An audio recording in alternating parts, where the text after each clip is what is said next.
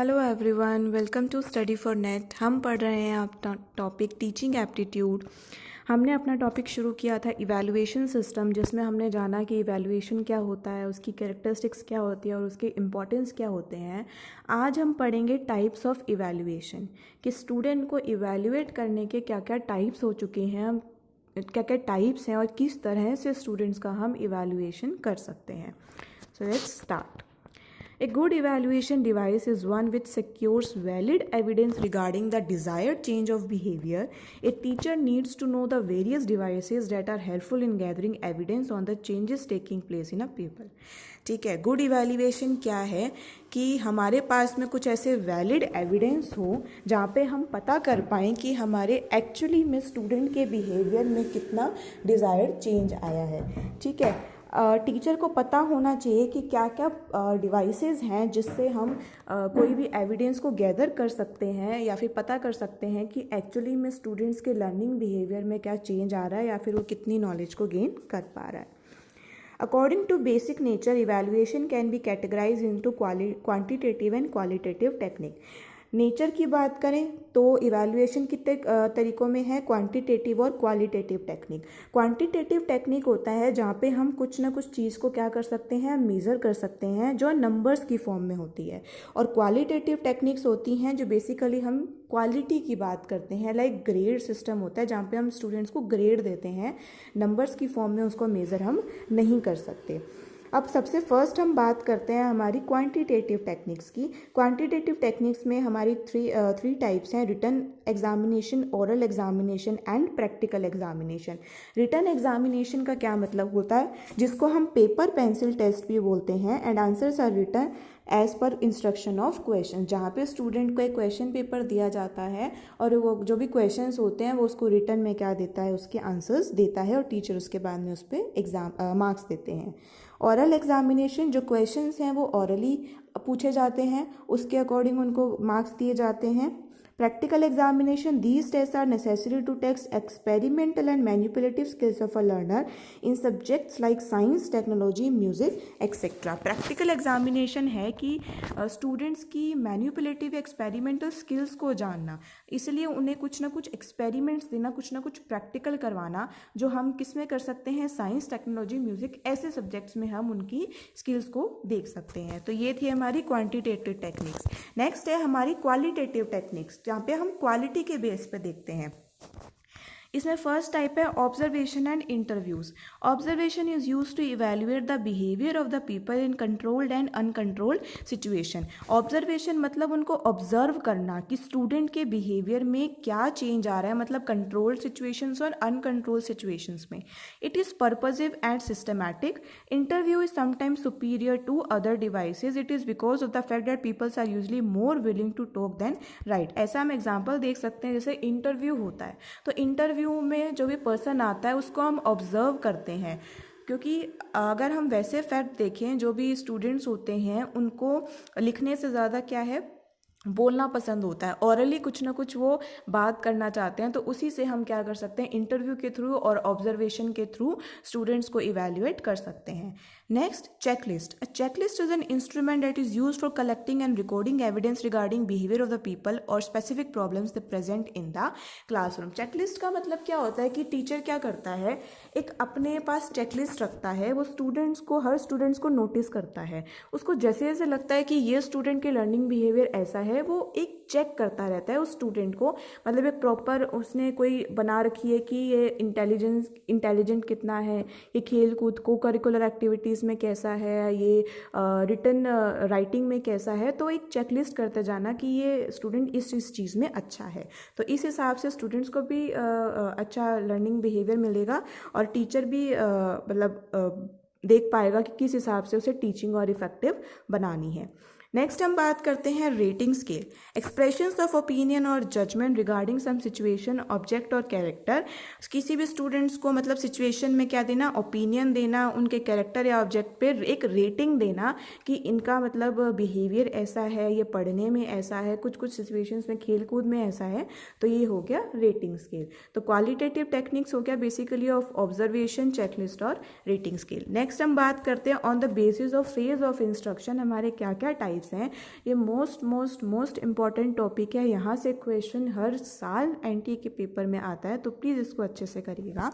First हमारा type है diagnostic evaluation, जो हमने पहले भी पिछली वीडियो में पढ़ा था, डायग्नोस करना, ठीक है।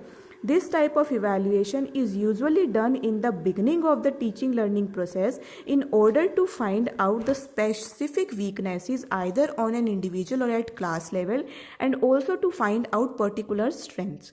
This helps to design the course and curriculum according to the capabilities of the learner to help him overcome his deficiency in knowledge, skill and abilities. Diagnostic evaluation का क्या है, टीचिंग लर्निंग प्रोसेस से के beginning में ये evaluation किया जाता है ताकि हम स्टूडेंट्स की स्पेसिफिक वीकनेसेस को जान पाए, मतलब या तो इंडिविजुअल क्लास लेवल पे या फिर उनकी पर्टिकुलर स्ट्रेंथ्स को भी जान पाए, ठीक है। टीचर क्या है, अपना लेक्चर शुरू होने से पहले ये जानने की कोशिश करती है कि कौन सा स्टूडेंट कैसा है, उनका लर्निंग बिहेवियर क्या है, उनका लर्निंग पैटर्न क्या है, मुझे क्या क्या मेथड्स यूज़ करने हैं उनको पढ़ाने के लिए, ठीक है। इससे क्या है, मदद मिलती है कि हम किस हिसाब से अपने कोर्स को डिज़ाइन करें according to capabilities of the learner, ताकि वो अपनी जो भी डेफिशिएंसीज हैं नॉलेज में उसको इम्प्रूव कर पाएँ, अपनी स्किल्स और एबिलिटीज़ को क्या कर पाएँ, इम्प्रूव कर पाएँ और बेटर लर्निंग, अच्छे तरीके से लर्निंग कर पाएँ। तो ये है हमारा डायग्नोस्टिक इवैल्यूएशन जो टीचिंग लर्निंग प्रोसेस के स्टार्टिंग में देखने को मिलती है। नेक्स्ट हम बात करते हैं फॉर्मेटिव इवैल्यूएशन। फॉर्मेटिव इवैल्यूएशन का मतलब क्या है, it is concern with making decisions relating to forming और development of students as well as of the course. इसमें हम डिसीजंस लेते हैं कि हम किस तरह से स्टूडेंट्स का डेवलपमेंट कर सकते हैं और हमारे कोर्सेज का भी डेवलपमेंट कर सकते हैं। It provides feedback and appropriate stages of the teaching learning process which helps in making changes in the curriculum, teaching strategies and learning environment. यहाँ पे हम स्टूडेंट्स को अलग अलग स्टेजेस पे क्या देते हैं, फीडबैक देते हैं टीचिंग लर्निंग प्रोसेस के अंदर, जिससे टीचर भी क्या कर सकता है, अपने करिकुलम में कुछ ना कुछ चेंजेस कर सकता है, अपनी टीचिंग स्ट्रेटेजीज या लर्निंग एनवायरनमेंट को बदल सकता है और स्टूडेंट भी कुछ ना कुछ और बेहतर तरीके से अपनी लर्निंग को इम्प्रूव कर सकता है। फॉर्मेटिव इवैल्यूएशन ये होता है कि जो पूरे साल स्टूडेंट को हम इवैल्यूएट करते हैं, उसी को हम फॉर्मेटिव इवैल्यूएशन कहते हैं। लाइक हमने यूनिट टेस्ट लिए, यूनिट टेस्ट के बाद में जितने भी बच्चे ने स्कोर किया, हमने उसको इवैल्यूएट किया, उसको बताया कि क्या क्या कमी है और वो कैसे कैसे इसको सुधार सकता है। फिर हाफ ईयरली एग्जाम्स हुए, क्लास टेस्ट हुए, तो पूरे साल जब उसका बार बार इवैल्यूएट करते हैं, उसी को हम फॉर्मेटिव इवैल्यूएशन कहते हैं। The main purpose of formative evaluation to monitor student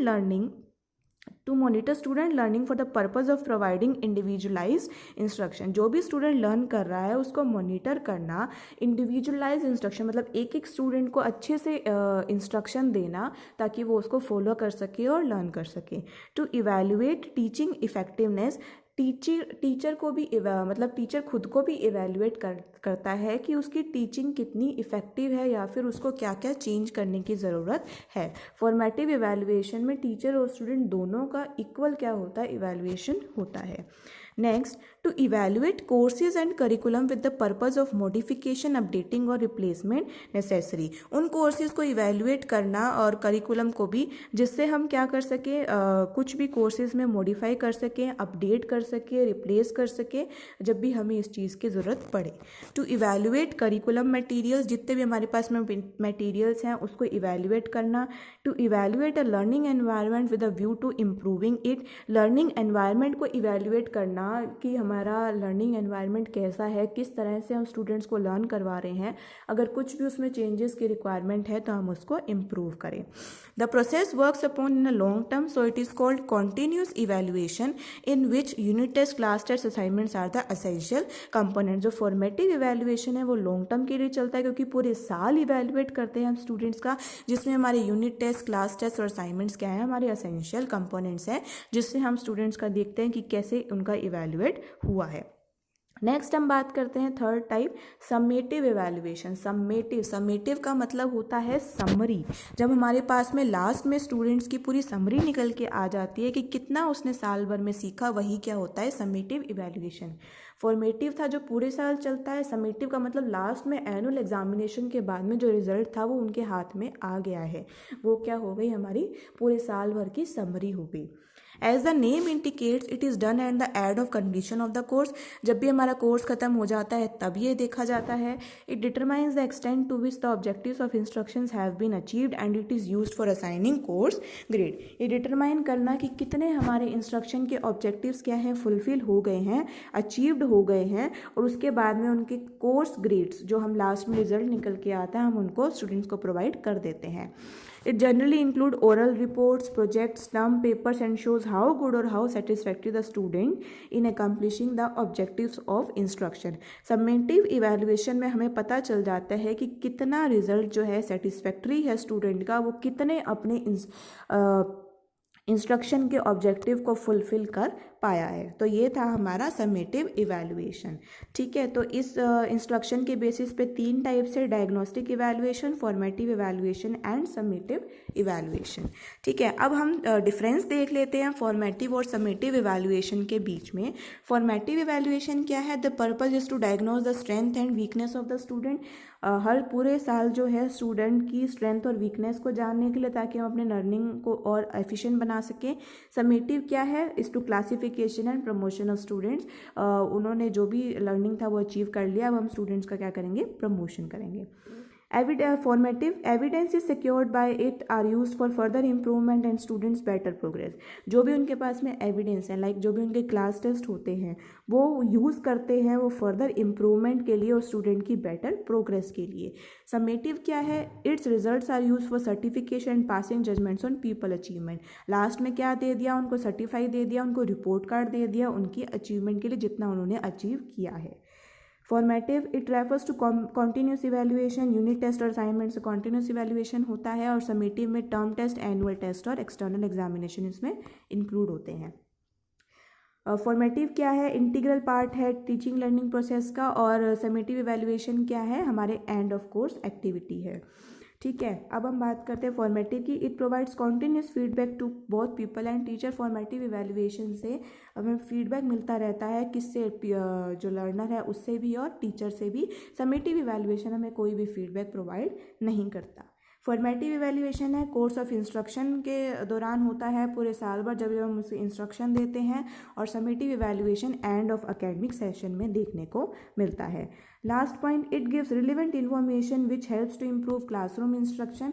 ये रिलेवेंट फॉर्मेटिव इवैल्यूएशन में हमें रिलेवेंट इन्फॉर्मेशन मिलती रहती है ताकि हम अपनी क्लासरूम के इंस्ट्रक्शंस को इम्प्रूव कर पाएँ। और समेटिव में ओवरऑल रिजल्ट्स का हमें पता चल जाता है कि एक्चुअली में कितना टीचिंग और लर्निंग प्रोसेस हमें देखने को मिला है। तो ये थे हमारे types of evaluation. I hope आपको डिफरेंसेस पता चल गया होगा फॉर्मेटिव इवैल्यूएशन और समेटिव इवैल्यूएशन में। तो आई होप आपको ये वीडियो अच्छे से समझ में आ गई होगी। And thank you for watching. ऐसी मेरी और वीडियोस को भी देखने के लिए प्लीज़ मेरे चैनल को सब्सक्राइब कीजिए और मेरी वीडियोस को लाइक कीजिए। Thank you.